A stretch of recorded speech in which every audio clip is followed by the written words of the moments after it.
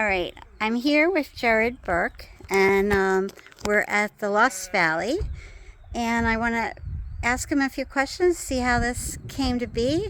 It's amazing what he's done in the amount of time that he's been here. He grew up here, but then he left for a while and came back. So tell me a bit about what you've done since you've come back and how long you've been back. How many years? Oh gosh, I've been back since 1984. That's a long, long time.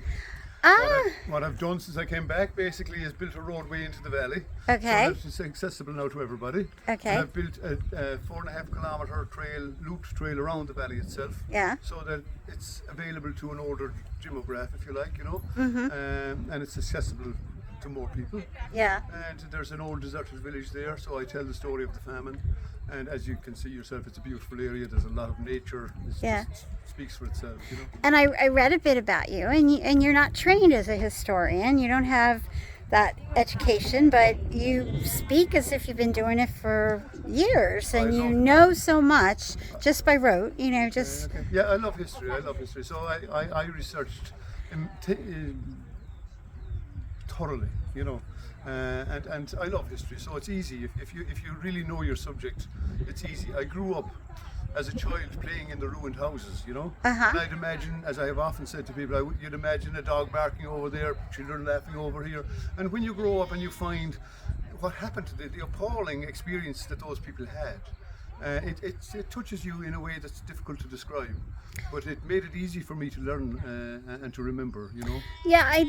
You say it'd make you easy for you to learn and remember because you're touched by it, but not everybody who's in that situation would have been touched by it. So you are kind of unique. I mean, I'm touched by it myself, but you know, I would bet you have siblings who maybe aren't quite as passionate as you are. Yes, undoubtedly that's true. That's Yeah. true. I guess we're all made differently. Yeah. So was there something that happened to you in life that made you really think about life itself and think about the past?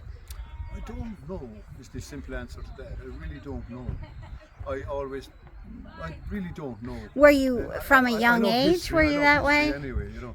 Well, yeah, I like history anyway. You know, I do like history. But And from a young age, or was it only when you were away and then came back? Well, from a young age, I think.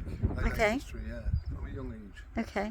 When I as I said, when I left here, I didn't really appreciate the natural beauty of the place. But when you grow up in a place like this, you don't really. You know, you're fully aware of the disadvantages and the isolation aspect of things. But every time when I did go away, every time I came back, I could see more and more how unique the place was. You know. Yeah. And Yeah. I just feel that it's a wonderful opportunity. It's like an open air museum. It's a wonderful opportunity to tell the story of the people during the famine, who died during the famine. And I really passionately believe that they're entitled to have their truth told. I do feel that they have been airbrushed out of history, and it's a grave injustice in truth to them, you know. It is, but Yeah. I would say it's an experience that you wouldn't get anywhere else on earth. I mean, I can't think of any other situation where you would actually walk the paths, spend a full 3 hours walking the land and seeing and hearing as much as you've presented.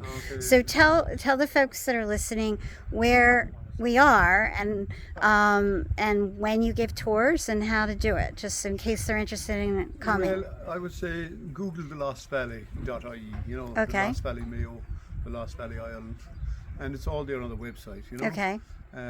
We're generally speaking, we're open from mid-May till mid-September, Okay. and we do tours according to demand, you know. But we do form groups from individual bookings. Yeah. So we need minimum numbers to make it Right. forward. And don't just show up. I mean, Exactly. I know it is, you have to remember this is your farm and your land, and it'd be like walking into someone's house just unexpectedly. You have to give a little call ahead of time, say, we're coming for a visit. Absolutely. So, Absolutely.